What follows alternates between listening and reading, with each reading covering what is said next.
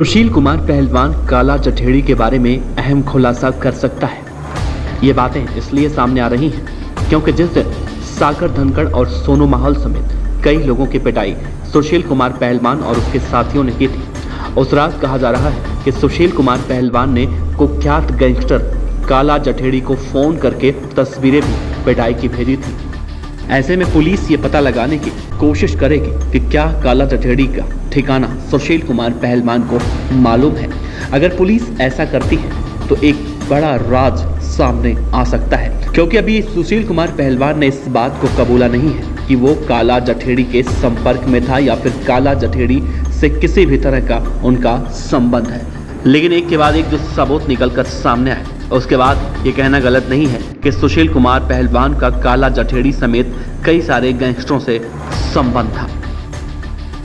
आपको याद होगा सुशील कुमार पहलवान के जितने भी साथी गिरफ्तार हुए हैं उसमें कई सारे साथी ऐसे हैं जिनका संबंध सीधे सीधे कुख्यात इनामी गैंगस्टर काला जठेड़ी से है।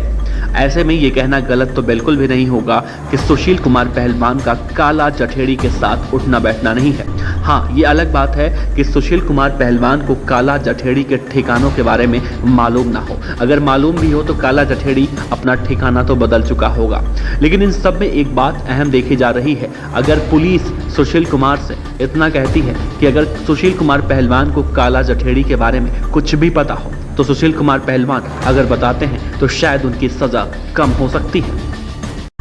क्योंकि इससे पहले भी हमने कई केस में देखा है कि ऐसा हुआ है और अपराधी सरकारी गवाह अगर बन जाता है तो उसकी अपराध कुछ कम हो जाती है। अगर किसी और केस की बात ना करें, इसी केस में अगर देखा जाए तो सुशील कुमार पहलवान के जो साथी सुशील कुमार के साथ उस 3 से 4 मई की दरमियानी रात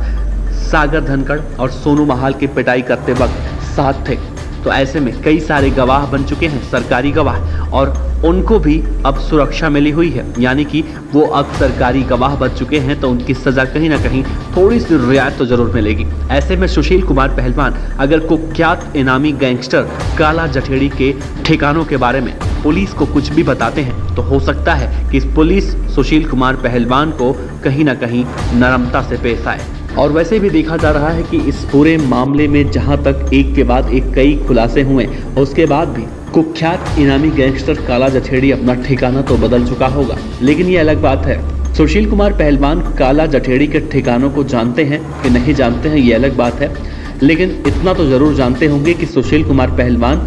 की काला जठेड़ी हिंदुस्तान में है, मलेशिया में है, दुबई में है, सिंगापुर में है, या फिर यहीं कहीं हरियाणा के ही किसी गांव में छिप कर बैठा है और ये बातें फैलाई जा रही हों कि काला जठेड़ी सिंगापुर या मलेशिया में बैठकर दाऊद की तरह इंडिया में अपना सत्ता चला रहा है। वो दिन दूर नहीं है जब काला जठेड़ी भी पुलिस की गिरफ्त में आएगा, क्योंकि इससे पहले भी कई ऐसे खतरनाक कुख्यात गैंगस्टर हुए हैं जो कि काला जठेड़ी की तरह ही पुलिस की गिरफ्त से फरार हुए हैं।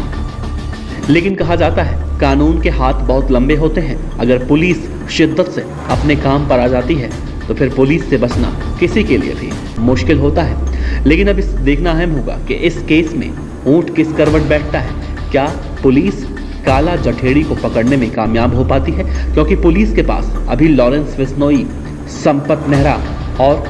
सुशील कुमार पहलवान और इनके जैसे ही तमाम वो अपराधी हैं जो सुशील कुमार पहलवान के साथ ही जो काला जठेड़ी के ठिकानों के बारे में पुलिस को अहम जानकारियां दे सकते हैं। ऐसे में देखना अहम होगा कि काला जठेड़ी जो अपने आप को हिंदुस्तान का सबसे बड़ा डॉन बता रहा है, वो काला जठेड़ी पुलिस के डर से आखिर क्यों छिप बैठा है। और अगर सुशील कुमार पहलवान काला जठेड़ी के बारे में कुछ भी जानते होंगे और पुलिस को बता देंगे तो इसमें सुशील कुमार पहलवान का 2 फायदा होगा, ऐसा कहा जा रहा है। पहला फायदा कि काला जठेड़ी से तो उनका डर खत्म हो जाएगा। दूसरा फायदा, सुशील कुमार पहलवान अगर सरकारी गवाह बन जाएंगे तो थोड़ी सी रियायत उन्हें जरूर मिल जाएगी। ऐसे में देखना अहम होगा कि सुशील कुमार पहलवान अब आगे क्या करने वाले हैं। फिलहाल आप बने रहिए हमारे साथ, इस पूरे मामले में हम आपको पल पल की रिपोर्ट देते रहेंगे।